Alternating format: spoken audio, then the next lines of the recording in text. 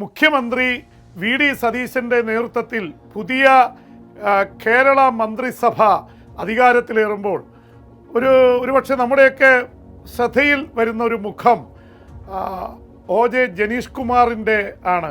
ഒരുപക്ഷെ മറ്റുള്ളവരൊക്കെ അതാത് തരത്തിൽ സീനിയറായിട്ട് അറിയപ്പെടുകയും അല്ലെങ്കിൽ വലിയ തരത്തിൽ അവർ മന്ത്രിമാരുമാവുമെന്നുള്ള പ്രതീക്ഷകളുണ്ടായിരുന്നു.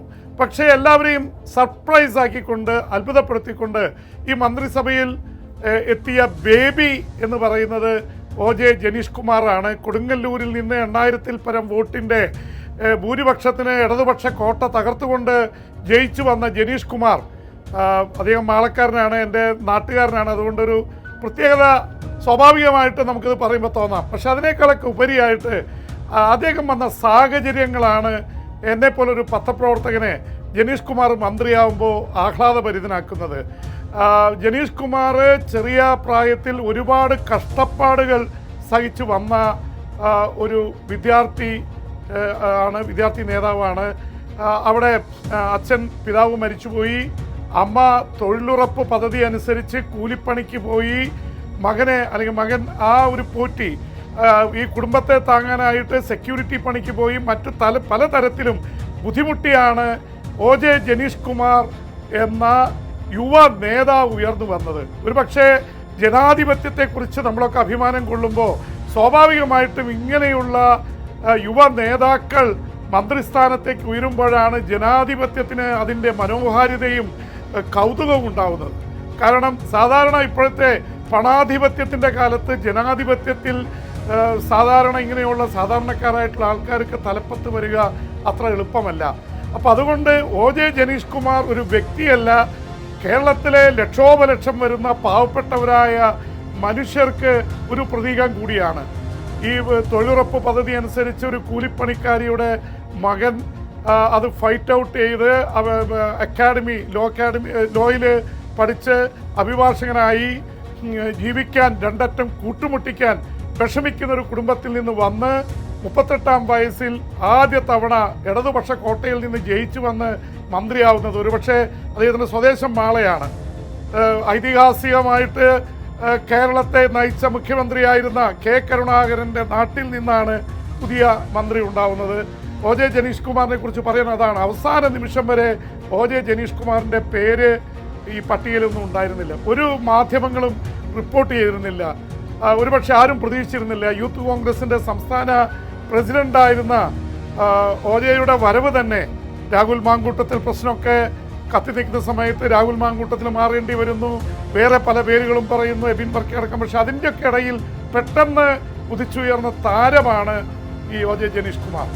ഞാൻ തെരഞ്ഞെടുപ്പിൻ്റെ പ്രചാരണ സമയത്ത് ജനീഷിൻ്റെ പ്രചരണത്തിന് എല്ലാ നേതാക്കളുടെയും പ്രചരണത്തിൻ്റെ കൂടെ പ്രധാനപ്പെട്ട നേതാക്കളുടെ പോയതിൻ്റെ കൂടെ എൻ്റെ നാട്ടുകാരനായതുകൊണ്ട് കൂടിയായിരിക്കാം ഞാൻ ജനീഷിൻ്റെ കൂടെ തുറന്ന വാഹനത്തിൽ അല്പനേരം സഞ്ചരിച്ചു, ഒരുമിച്ച് ചായക്കടയിൽ ചായ കുടിച്ചു. അപ്പം ഞാൻ ജനീഷോട് ചോദിച്ചു, ജനീഷ് എങ്ങനെയുണ്ട് സാമ്പത്തികമായിട്ട്? സ്വാഭാവികമായിട്ടും പാവപ്പെട്ടൊരു വീട്ടിൽ നിന്ന് വരുന്ന ആളായതുകൊണ്ട് എനിക്കറിയാം ജനീഷിൻ്റെ കയ്യിൽ വലിയ പണമൊന്നും ഉണ്ടാവില്ല. ഞാൻ ജനീഷോട് ചോദിച്ചു, ഈ ഇലക്ഷനുള്ള പണമൊക്കെ ഉണ്ടോ? പാർട്ടി വഴിക്ക് കുറേ കാശൊക്കെ പോകുന്നുണ്ട് ചേട്ടാ, എൻ്റെ കയ്യിൽ ഇപ്പോൾ 3800 രൂപയേ ഉള്ളൂ മൊത്തം എന്ന് പറഞ്ഞു. അപ്പോൾ വളരെ അഭിമാനത്തോടെ പറഞ്ഞു. പക്ഷെ കാര്യങ്ങളൊക്കെ നടന്നു പോകും. എനിക്ക് തോന്നി, കാരണം പണാധിപത്യത്തിൻ്റെ ലക്ഷക്കണക്കിന് അല്ലെങ്കിൽ കോടിക്കണക്കിന് രൂപ മറയുന്ന സ്ഥലത്ത് 3800 രൂപ പോക്കറ്റിലും വെച്ചുകൊണ്ട് ഒരു ചെറുപ്പക്കാരൻ തെരഞ്ഞെടുപ്പിനെ നേരിടുന്നു. അത് ഞാനിപ്പോൾ ഇടതുപക്ഷമെന്നോ കോൺഗ്രസ് എന്നൊന്നും പറയുന്നില്ല. നേരത്തെ ഇതേ അനുഭവം കെ രാധാകൃഷ്ണൻ എന്ന ഞങ്ങളൊക്കെ വിദ്യാർത്ഥിയായിരുന്ന കാലത്ത് കേരളവർമ്മ തൃശ്ശൂരിൽ അദ്ദേഹം ഗവൺമെൻറ് കോളേജിലാണ് പഠിച്ചിരുന്നത്. കൊച്ചനിയൻ സംഭവമൊക്കെ ആയിട്ട് ബന്ധപ്പെട്ട കാലത്ത് അന്ന് അവിടുത്തെ SFIയുടെ സെക്രട്ടറി ആയിരുന്ന കെ രാധാകൃഷ്ണൻ ആദ്യമായിട്ട് MLA ആയി ജയിച്ചു വന്നപ്പോൾ ഞാനന്ന് കേരള കൗമുദിയിലാണ്. കേരള കൗമുദി പത്രത്തിൽ അന്ന് ഒരു കൂരയുടെ മുമ്പിൽ നിൽക്കുന്ന കെ രാധാകൃഷ്ണൻ്റെ ചിത്രവും അദ്ദേഹം ഒരു പട്ടിണിയിൽ നിന്ന് ഉയർന്നു വരുന്ന ഒരു നേതാവ് എന്ന നിലയിൽ പട്ടികജാതിയിൽപ്പെട്ട കെ രാധാകൃഷ്ണനെ കുറിച്ച് ഒരു ആർട്ടിക്കിൾ കേരളമുദിൽ അന്ന് വന്നിരുന്നു. ഇത് കണ്ട് VS അച്യുതാനന്ദൻ ഇടപെട്ടാണ് ഈ രാധാകൃഷ്ണനെ മന്ത്രിയാക്കണമെന്ന വാദം ഉന്നയിച്ചത്. CPM-ൽ കെ രാധാകൃഷ്ണൻ ആദ്യത്തെ തവണ തന്നെ മന്ത്രിയായിട്ട് ഉയർന്നു വന്നു. ഒരു പക്ഷേ ഇതൊക്കെ ഞാൻ പറയാൻ കാരണം ഒരുപാട് തിളക്കങ്ങൾക്കിടയിൽ ആരും ശ്രദ്ധിക്കപ്പെടാതെ പോകുന്ന ജനാധിപത്യത്തിൻ്റെ തിളക്കമാണത്. ഈ പാവപ്പെട്ട ഇതിൽ നിന്ന് ഉയർന്നു വന്ന് മന്ത്രിസ്ഥാനത്തെത്തുമ്പോൾ അത് ലക്ഷോപലക്ഷം മനുഷ്യരുടെ പ്രതീക്ഷ കൂടിയാണ്. അതുകൊണ്ടാണ് ജനീഷ് കുമാറിനെ കുറിച്ച് ഇത്രയും വിശദമായിട്ട് ഞാൻ സംസാരിച്ചത്. അതുപോലെ ഒരുപാട് പ്രത്യേകതകളുണ്ട്. ഈ മന്ത്രിസഭ ഒരുപാട് പ്രതീക്ഷ നൽകുന്നതിൻ്റെ കാരണം എനിക്ക് തോന്നുന്നു ആ കാര്യത്തിൽ വി.ഡി. സതീശൻ എന്ന മുഖ്യമന്ത്രിയെ അഭിനന്ദിക്കേണ്ടിയിരിക്കുന്നു. കാരണം മുഖ്യമന്ത്രിയെ തിരഞ്ഞെടുക്കാൻ ഹൈക്കമാൻഡ് എടുത്തത് 11 ദിവസമാണ്. പക്ഷേ ഒറ്റ ദിവസം കൊണ്ട് മുഴുവൻ മന്ത്രിമാരെയും 1-1.5 ദിവസം കൊണ്ട് തീരുമാനിച്ച് തിങ്കളാഴ്ച ഇപ്പോൾ ഈ ദിവസം സത്യപ്രതിജ്ഞ ചെയ്തിരിക്കുകയാണ്.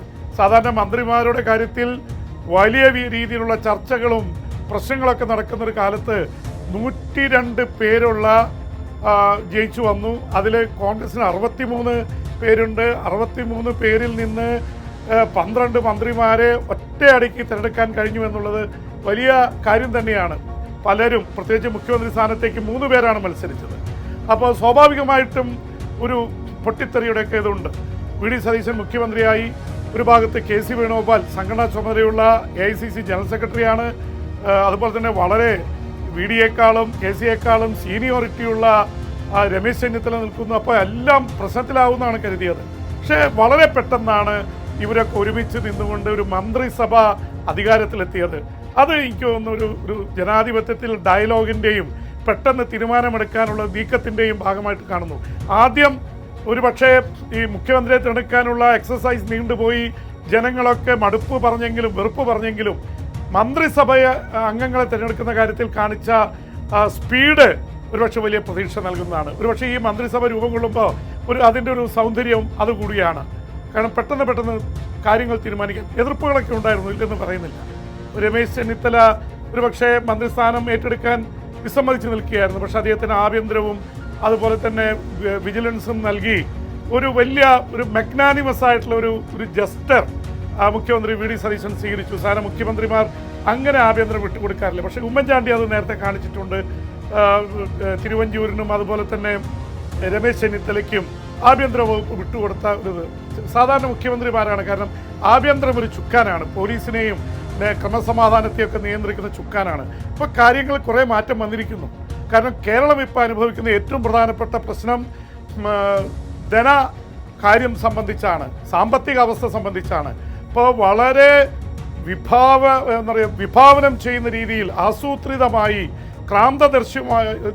ദർശനത്തോടെ തന്നെ ഈ ധനകാര്യസ്ഥിതിയെ കാണേണ്ടിയിരിക്കുന്നു. അങ്ങനെ പുതിയ അവന്യൂസ് കണ്ടെത്തണം, പുതിയ റിസോഴ്സസ് കണ്ടെത്തണം, വിദേശത്തുള്ള ആൾക്കാരുടെ പ്രൈവറ്റായിട്ടുള്ള എൻ്റർപ്രണർഷിപ്പൊക്കെ കൊണ്ടുവന്ന് ഈ സംസ്ഥാനത്തെ വളരെ വിഭവസമ്പന്നമായ മനോഹരമായ കേരളത്തെ ഒരു ശക്തമായ ഒരു സംസ്ഥാനമാക്കി മാറ്റാൻ കഴിയണമെന്നുള്ള ഒരു വലിയ ദൗത്യം മുഖ്യമന്ത്രി തന്നെ ഏറ്റെടുത്തിരിക്കുകയാണ്. അതുകൊണ്ട് ഒരുപക്ഷെ മുഖ്യമന്ത്രി ധനകാര്യം ഏറ്റെടുക്കുന്നത് വളരെ ചുരുക്കം അവസ്ഥയേ ഉള്ളൂ.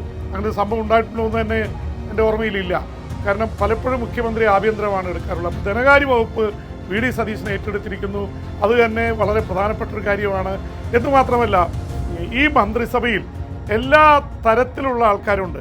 അതിൽ വിവിധ രാഷ്ട്രീയ പാർട്ടികളെ പ്രതിനിധീകരിക്കുന്നവർ, വിവിധ സമുദായങ്ങളുടെ ഒരു സമവായം, എല്ലാം വിവിധ ചിന്താധാരകൾ, പ്രായത്തിൻ്റെ ഇതിൽ മുതിർന്ന തലത്തിലുള്ള ആൾക്കാരുണ്ട്. അതുപോലെ തന്നെ യുവജന നിര 6-7 പേര് യുവജനങ്ങളാണ്. അത് പ്രത്യേകതയായിട്ട് ഞാൻ കാണുന്നു. ഒരുപക്ഷെ 70-കളിൽ 80-കളിലും ഈ നേതാക്കളുടെ ഒരു നിര ഉയർന്നു വന്നത് നമ്മളൊക്കെ ഓർക്കുന്നുണ്ടാവും, അല്ലെങ്കിൽ നമ്മൾ വായിച്ചിട്ടുണ്ടാവും. പ്രത്യേകിച്ച് A.K. ആൻ്റണി, ഉമ്മൻചാണ്ടി, V.M. സുധീരൻ, വയലാർ രവി തുടങ്ങി ആര്യാടൻ മുഹമ്മദ്, M.M. ഹസൻ, ഇങ്ങനെ നീണ്ടുപോകുന്ന ഒരു നിര കോൺഗ്രസിൽ ഉയർന്നു വന്നത് 70-കളിലാണ്. ആ ഒരു ഇതിനെ അനുസ്മരിപ്പിക്കുന്ന തരത്തിൽ ചെറുപ്പക്കാരുടെ നിര, അത്രയും ചെറുപ്പമാണോ എന്ന് ചോദിച്ചാൽ അത്ര ചെറുപ്പമായിരിക്കില്ല. പക്ഷേ 30-കളും 40-കളിലെ 5-6 പേരെങ്കിലും മന്ത്രിമാരാണ്. ഇപ്പോൾ PC വിഷ്ണുനാഥ് ഉണ്ട്, റോജി ജോൺ ഉണ്ട്, ഇപ്പോൾ ജനീഷ് കുമാറിൻ്റെ കാര്യം ഞാൻ പറഞ്ഞു. അതുപോലെയുള്ള നേതാക്കൾ, അനൂപ് ജേക്കബ് അടക്കമുള്ള നേതാക്കൾ, അതുപോലെയുള്ള പ്രമുഖർ, M. ലിജു ഉണ്ട്, T. സിദ്ദിഖ് തുടങ്ങി ഒരുപക്ഷെ യുവത്വത്തിൻ്റെ അബ്ദുൾ ഗഫൂർ മന്ത്രി P. രാജീവിനെ കളമശ്ശേരിയിൽ പരാജയപ്പെടുത്തിക്കൊണ്ടാണ് വന്നത്. അപ്പോൾ ഇങ്ങനെയുള്ള കുറച്ച് യുവനിരയുണ്ട്. പിന്നെ പ്രബലരുടെ ഒരു വളരെ പരിചയസമ്പന്നതയുടെ മുഖ്യമന്ത്രി വി ഡി സതീശൻ ആദ്യമായിട്ടാണ് മന്ത്രിയാവുന്നതെങ്കിലും രാഷ്ട്രീയത്തിൽ നല്ല അടിത്തട ആയിട്ട് ഉയർന്നു വന്ന വ്യക്തിത്വമാണ്. നേരത്തെ എ കെ ആൻ്റണിയും ഇ കെ നായനാരും വി എസ് അച്യുതാനന്ദനും ഒക്കെ മുഖ്യമന്ത്രി ആയത് മന്ത്രി പോലും ആവാതെയാണ്. അപ്പം അതുകൊണ്ട് അത് പുത്തിരിയല്ല. പിന്നെ രമേശ് ചെന്നിത്തല ആഭ്യന്തരമന്ത്രി നേരത്തെ 2014 മുതൽ 2016 വരെ ആഭ്യന്തരമന്ത്രിയായിരുന്നു. അദ്ദേഹം 70 വയസ്സുകാരനാണ്. പക്ഷേ 28-ാം വയസ്സിൽ മന്ത്രിയായി തുടങ്ങിയതാണ്. പരിചയസമ്പന്നനാണ്. കെ മുരളീധരൻ നേരത്തെയും മന്ത്രിയായിരുന്നു, KPCC പ്രസിഡന്റായിരുന്നു, കോൺഗ്രസിൻ്റെ പ്രമുഖ നേതാവാണ്. കെ മുരളീധരനുണ്ട്. പി കെ കുഞ്ഞാലിക്കുട്ടി 9ാം തവണയാണ് ജയിച്ചു വരുന്നത്, 5 തവണ മന്ത്രിയായി പി കെ കുഞ്ഞാലിക്കുട്ടി ഉണ്ട്. അതുപോലെ സണ്ണി ജോസഫ് മന്ത്രിയാവുന്നത് പക്ഷേ ആദ്യമാണെങ്കിലും അദ്ദേഹം 4 തവണ ജയിച്ചു വരികയും മലബാറിൽ നിന്നുള്ള ശക്തനായിട്ടുള്ള നേതാവാണ്. അങ്ങനെ ഒരുപാട് നിര ആയിട്ടുള്ള ആൾക്കാരുടെ ഒരു സാന്നിധ്യം. അതുപോലെ സി പി ജോൺ ഒറ്റപ്പാർട്ടി CMPയിൽ നിന്നുള്ള നേതാവാണെങ്കിലും സി പി ജോണിൻ്റെ അടുത്ത സുഹൃത്താണ്. ഒരുപക്ഷെ ദൈഷ്ണികമായിട്ടുള്ള ബുദ്ധിപരമായിട്ടുള്ള കാര്യങ്ങളിൽ ഒരു കമ്മ്യൂണിസ്റ്റ് വീക്ഷണം കാത്തു സൂക്ഷിക്കുകയും ഏതാണ്ട് 86-ൽ MV രാഘവനോടൊപ്പം ബദൽ രേഖയുണ്ടാക്കി പാർട്ടിയിൽ നിന്ന് പുറത്തായി എത്രയോ കാലത്തിന് ശേഷമാണ് ഒരു തെരഞ്ഞെടുപ്പിൽ ജയിച്ച് അദ്ദേഹം മന്ത്രിയാവുന്നത്. വലിയ സന്തോഷിക്കാവുന്ന കാര്യമാണ്. എനിക്ക് തോന്നുന്നു ഇടതുപക്ഷത്തുള്ളവർക്കും കൂടി സന്തോഷമായിരിക്കും. ഒരുപക്ഷെ MV രാഘവനും CP ജോണൊക്കെ പോയപ്പോൾ പല സഖാക്കളും നമ്മൾ പറയാമായിരുന്നു, CP ജോണിനെപ്പോൾ ഇത്രയും കഴിവുള്ള ഒരാൾ ഞങ്ങളുടെ പാർട്ടി വിട്ടുപോയത് നഷ്ടമാണ് എന്ന് പറയാറുണ്ട്. ഇപ്പോൾ 16ഉം 26 എന്ന് പറയുമ്പോൾ ഏതാണ്ട് 42 വർഷമായിട്ട് അദ്ദേഹം UDFനൊപ്പം നിൽക്കുകയാണ്. ഒരു സ്ഥാനമാനങ്ങളും പ്ലാനിംഗ് ബോർഡിലൊക്കെ അംഗമായിട്ടുണ്ടെങ്കിൽ ഒരിക്കൽ പോലും MLA പോലും ആയിട്ടില്ല. പക്ഷേ CP ജോൺ കടന്നു വരുമ്പോൾ ഈ മന്ത്രിസഭയ്ക്ക് ഒരുപക്ഷെ ആസൂത്രണത്തിൻ്റെ ക്രാന്തദർശിത്വത്തിൻ്റെ വിഷൻ്റെ ഒക്കെ ഇതായിട്ട് നിൽക്കുന്ന ഒരാളായിട്ടാണ് CP ജോണിനെ കാണുക. എല്ലാ മന്ത്രിമാരെ കുറിച്ചുള്ള അഭിപ്രായങ്ങൾ ഞാൻ പറയുന്നില്ല. എന്തായാലും CP ജോണും അതുപോലെ തന്നെ ഷിബു ബേബി ജോൺ സാറ് വളരെ ക്രാന്തദർശിയായ നേതാവായിരുന്നു. റവല്യൂഷണറി സോഷ്യലിസ്റ്റ് പാർട്ടിയുടെ നേതാവ്. അദ്ദേഹത്തിൻ്റെ മകൻ ഷിബു ബേബി ജോൺ വീണ്ടും മന്ത്രിയാവുമ്പോൾ ഈ തീരദേശ മേഖലയ്ക്ക് അതിനെക്കുറിച്ചൊക്കെ ആഴത്തിൽ പഠിച്ചിട്ടുള്ള ആളാണ്. തീരദേശ മേഖലയിൽ നിന്ന് വരുന്ന ആളാണ് ഷിബു ബേബി ജോൺ. വലിയ രീതിയിലുള്ള ഒരു ഇടപെടൽ നടത്തുമെന്ന് തന്നെയാണ് പ്രതീക്ഷയുള്ളത്. അതുപോലെ ഒരുപാട് തരത്തിൽ വനിതകളുടെ കാര്യത്തിൽ ബിന്ദു കൃഷ്ണയും KA തുളസിയും 2 വനിതാ മന്ത്രിമാരുണ്ട്. ഒരാൾ പട്ടികജാതി വർഗത്തിൽ നിന്നുള്ള ആളാണ് KA തുളസി. നല്ല അധ്യാപികയാണ്, ശ്രീകണ്ഠൻ MP-യുടെ ഭാര്യയാണ്. എന്തായാലും അതും സർപ്രൈസ് കാൻഡിഡേറ്റ് ആയിരുന്നു. വേറെ പല പേരുകൾ IC ബാലകൃഷ്ണൻ്റെ പട്ടിക വർഗത്തിൽപ്പെട്ട IC ബാലകൃഷ്ണൻ്റെ പേരാണ് കേട്ടിരുന്നത്. അവസാനമാണ് തുളസിയുടെ പേര് ഉയർന്നു വന്നത്. പ്രത്യേകിച്ച് വനിതാ പ്രാതിനിധ്യം കൂടി അതിൽ ഇതായിട്ടുണ്ട്. ബിന്ദു കൃഷ്ണയും ഒരുപാട് നാളായിട്ട് KSU മുതൽ ഉയർന്നു വന്ന് അധികാരത്തിലെത്തുന്നതാണ്. അപ്പം വനിതകളുടെ പ്രാതിനിധ്യം, യുവജനങ്ങളുടെ പ്രാതിനിധ്യം, എല്ലാ തരം മേഖലകളിൽ നിന്നുള്ള പ്രാതിനിധ്യം ഉണ്ട് എന്നുള്ളത് വലിയ രീതിയിൽ ശ്രദ്ധിക്കപ്പെടുന്ന കാര്യം തന്നെയാണ്. അപ്പോൾ തീർച്ചയായിട്ടും ഇനി ഈ സർക്കാരിൻ്റെ മുമ്പിൽ ഒരുപാട് കാര്യങ്ങൾ ചെയ്യാനുണ്ട്. ഒരുപക്ഷെ മുഖ്യമന്ത്രി ചെയ്തിരിക്കുന്ന ഒരു പ്രധാനപ്പെട്ട ഇതായിട്ട് എനിക്ക് തോന്നിയത് ലാളിത്യത്തിൻ്റെ ഒരു നിലപാട് സ്വീകരിച്ചത്. അതൊരു മെസ്സേജാണ്. അതുകൊണ്ട് ഇപ്പോൾ സംസ്ഥാനം സമ്പന്നമാവും എന്നൊന്നുമില്ല. എസ്കോട്ട് 10ഉം 16ഉം വണ്ടികളുമായിട്ട് എസ്കോട്ട് പോകുന്ന രീതി നിർത്തിയിരിക്കുന്നു. ജനങ്ങളെ വഴികൾ തടയാൻ പാടില്ല എന്ന് പറഞ്ഞിരിക്കുന്നു. അതൊക്കെ നല്ല കാര്യമാണ്, പക്ഷെ അത് നടക്കണം. എന്തായാലും അതുപോലെ തന്നെ ഞങ്ങളൊക്കെ പലപ്പോഴും ഈ 5 വർഷം ഈ ആശാ വർക്കർമാരുടെ വലിയ സങ്കടമായിട്ടുള്ള കാര്യമാണ്. 10,000-കണക്കിന് പാവപ്പെട്ട സ്ത്രീകൾ സർക്കാരിൻ്റെ സെക്രട്ടേറിയറ്റിന് മുമ്പിൽ വന്ന് കണ്ണീരുമായിട്ട് കൂലി വർധനയ്ക്ക് വേണ്ടി നടത്തിയ ഐതിഹാസിക സമരം ഒരുപക്ഷെ ഒരു തൊഴിലാളി സർക്കാരിന് പറ്റിയ ഏറ്റവും വലിയ വീഴ്ച എന്ന് ഞാൻ കാണിക്കുന്നത് ഈ ആശാ വർക്കർമാരെ പോലുള്ള പാവപ്പെട്ട മനുഷ്യരെ മറന്നു എന്നുള്ളതാണ്. അത് എന്തുകൊണ്ട് സംഭവിച്ചു എന്ന് ഇപ്പോഴും മനസ്സിലാവുന്നില്ല. ഈഗോയുടെ പേരിലാണോ, പാർട്ടിക്ക് കണ്ണു തുറക്കാൻ മറന്നുപോയതാണോ? ഒരുപക്ഷെ ഇടതുപക്ഷം നേരിട്ട കനത്ത തിരിച്ചടിക്ക് ഒരു കാരണം ആശാ വർക്കർമാരുടെ ഓണറേറിയ അല്ലെങ്കിൽ അവർക്ക് ശമ്പളം സംബന്ധിച്ചുള്ള പ്രശ്നങ്ങളാണ്. കുടുംബശ്രീ നന്നായി പ്രവർത്തിക്കുന്നുണ്ട്. ആശാ വർക്കർമാരുടെ കാര്യത്തിൽ ആ ഒരു പരിഗണന ഉണ്ടായില്ല എന്നുള്ള ഇതുണ്ട്. കുടുംബശ്രീയിലും ഒരുപാട് പ്രശ്നങ്ങൾ അവർക്കുണ്ട്.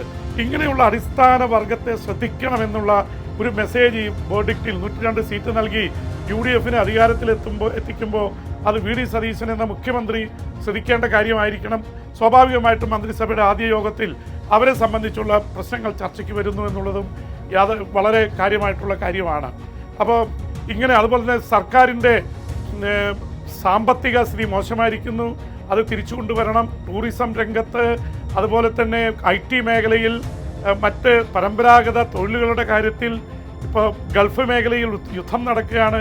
ഒരുപാട് പ്രവാസികൾ ഗൾഫിൽ നിന്ന് തിരിച്ചു വന്നുകൊണ്ടിരിക്കുന്ന, അവർക്ക് തൊഴിലില്ല, അവരെ അക്കോമഡേറ്റ് ചെയ്യണം. ഒപ്പം തന്നെ ലക്ഷക്കണക്കിന് വിദ്യാർത്ഥികൾ ഇവിടെ നല്ല തൊഴിൽ കിട്ടാതെ വിദേശ രാജ്യങ്ങളിലേക്ക് പഠിക്കാനും ജോലിക്കുമായിട്ട് ചേക്കേറിക്കൊണ്ടിരിക്കുകയാണ്. ഈ രീതിയിൽ പോയാൽ കേരളം 15 വർഷം കൊണ്ട് ഒരു എന്താ പറയുക, വൃദ്ധന്മാരുടെ സംസ്ഥാനമായി മാറുമെന്നുള്ള ഒരു സൂചനയും ഭീഷണിയും മുന്നറിയിപ്പൊക്കെ എല്ലാവരും നൽകുന്നുണ്ട്. അത് ഇതുവരെ അഡ്രസ്സ് ചെയ്യപ്പെട്ടിട്ടില്ല.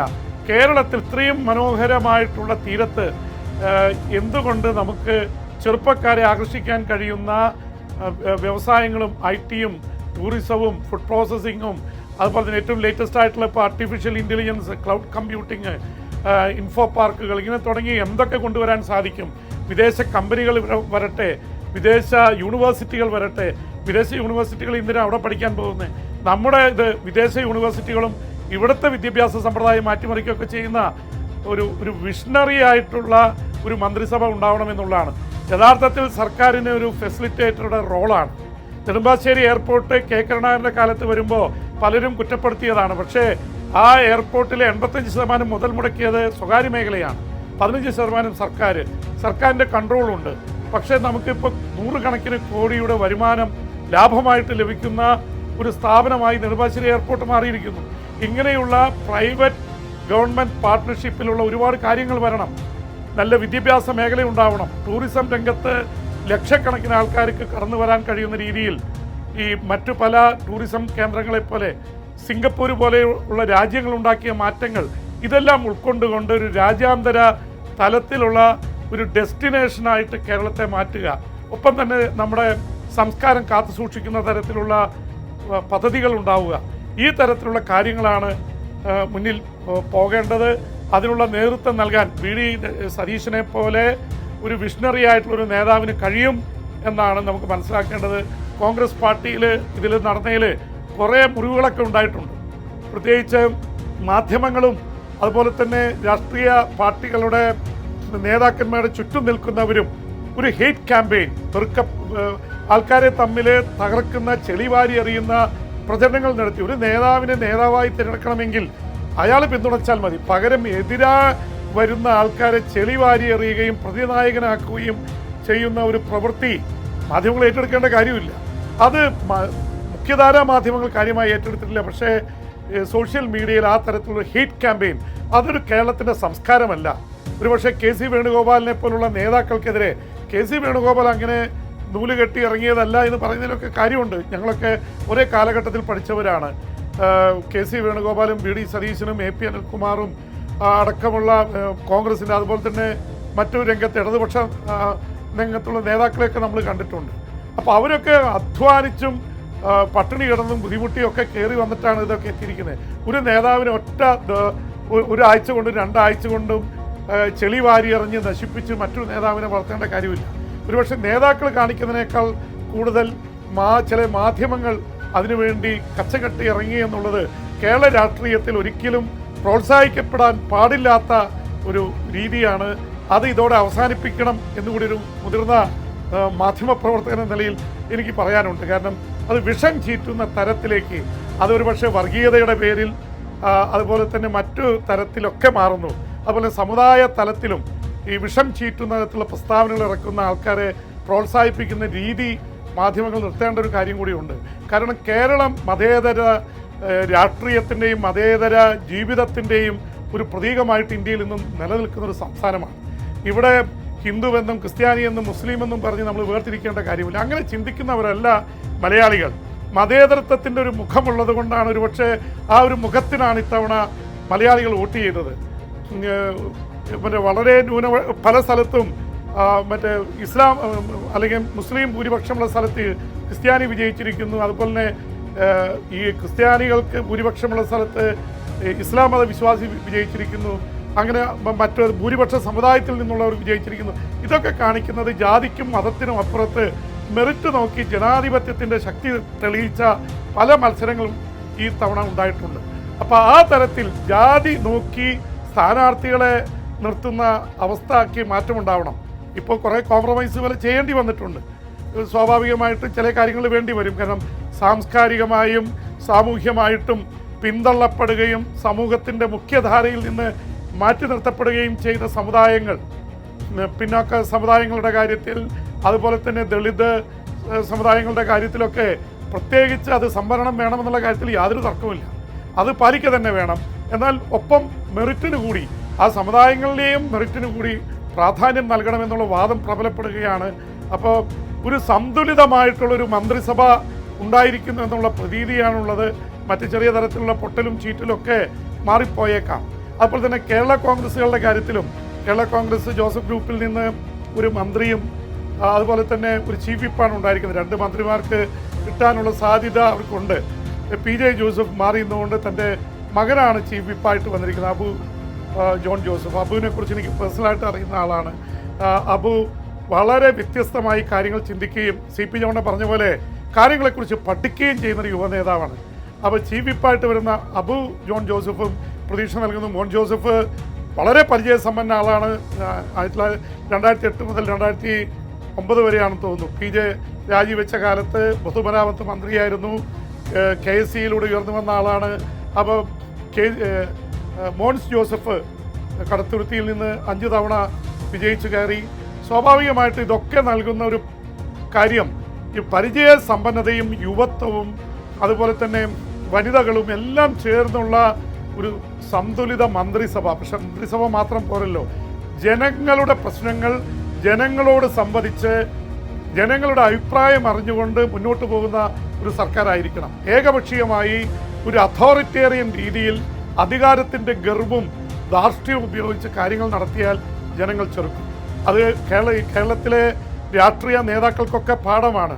നമുക്ക് ഇവിടെ ജനങ്ങളെ മാറ്റി നിർത്തിക്കൊണ്ട്, കാരണം ജനങ്ങളെ കാര്യത്തിൽ ജനാധിപത്യത്തിൽ ജനങ്ങളാണ് ഈശ്വരൻ എന്നുള്ള കാര്യം രാഷ്ട്രീയ നേതാക്കളും മാധ്യമങ്ങളും ഇവിടുത്തെ പ്രമുഖരൊക്കെ ഓർക്കേണ്ട കാര്യമാണ്. സാധാരണക്കാരായി ജനങ്ങളുടെ അഭിലാഷമാണ് നടക്കേണ്ടത്. ഒരുപക്ഷെ ജനവികാരത്തിൻ്റെ രഥത്തിലേറിയാണ് VD സതീശൻ മുഖ്യമന്ത്രിയായത്. അപ്പോൾ ഏറ്റവും വലിയ ഉത്തരവാദിത്തം VD സതീശൻ എന്ന മുഖ്യമന്ത്രിക്ക് തന്നെയാണ്. ഈ മന്ത്രിസഭ മുന്നോട്ട് പോകട്ടെ. പ്രത്യേകിച്ച് ഒരു വലിയ പോസിറ്റീവായിട്ടൊരു കാര്യം എനിക്ക് തോന്നിയത് ഈ പ്രതിപക്ഷത്തെ കൂടി സഹകരിപ്പിച്ചുകൊണ്ടാണ് ഈ സത്യപ്രതിജ്ഞ നടത്തിയത്. എന്തൊരു മനോഹരമായ കാഴ്ചയായിരുന്നു. പ്രതിപക്ഷ നേതാവ് പിണറായി വിജയനും MV ഗോവിന്ദൻ പാർട്ടി സെക്രട്ടറിയും ബിനോയ് വിശ്വവും അതുപോലെ രാജീവ് ചന്ദ്രശേഖർ BJP സംസ്ഥാന പ്രസിഡന്റിനെയൊക്കെ വേദിയിൽ കൊണ്ടുവന്നിരുത്തി ദേശീയ നേതാക്കളും എല്ലാവരും ചേർന്നുകൊണ്ടുള്ളൊരു സമന്വയം, സമവായം. അല്ലാതെ ഒരു പാർട്ടി ജയിക്കും, ഒരു മുന്നണി ജയിക്കും, മറ്റുള്ളവരെ മുഴുവൻ ഇടിച്ചു താഴ്ത്തുക എന്നുള്ളത് ജനാധിപത്യത്തിൻ്റെ ഐശ്വര്യമല്ല.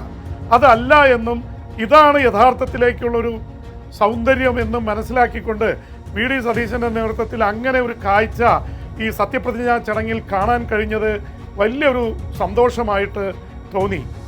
ഭൂരിപക്ഷം മന്ത്രിമാർ 21 പേരിൽ 19 പേരും ദൈവനാമത്തിലാണ് സത്യപ്രതിജ്ഞ ചെയ്തത്. 2 പേരാണ് വ്യത്യസ്തമായി ചെയ്തത്. Shibu baby John revolutionary socialist പാർട്ടിയുടെ മെമ്പറാണ്. ആ നിലയിൽ സഗൗരവം എന്നാണ് പറഞ്ഞത്. അതുപോലെ തന്നെ CP ജോൺ കമ്മ്യൂണിസ്റ്റ് പാർട്ടിക്കാരനാണ്, അദ്ദേഹം സഗൗരവത്തിലാണ് സത്യപ്രതിജ്ഞ ചെയ്തത്. അതൊരു പ്രത്യേകതയായിരുന്നു. ബാക്കി 19 പേരും ഇടതുപക്ഷ സർക്കാരാണെങ്കിൽ കൂടുതൽ പേർ ദൃഢപ്രതിജ്ഞയോ സഗൗരവം എന്നുള്ള പ്രതിജ്ഞയോ ചെയ്യുമായിരുന്നു. എന്തായാലും ഇതൊക്കെ ഒരു വ്യത്യസ്തതയാണ് കാണിക്കുന്നത്. എല്ലാ തരത്തിലും നിങ്ങളുടെ വിശ്വാസങ്ങൾ അർപ്പിക്കാനും പുറത്തു പറയാനുള്ള ഒരു വേദി ഒരുക്കുന്നു എന്നുള്ളത് തന്നെ ഇതിൻ്റെ ഒരു സൗകുമാര്യതയായിട്ട് കാണേണ്ടി വരും. എന്തായാലും പുതിയ മന്ത്രിസഭയ്ക്ക് എല്ലാവിധ ആശംസകളും നേരുന്നു.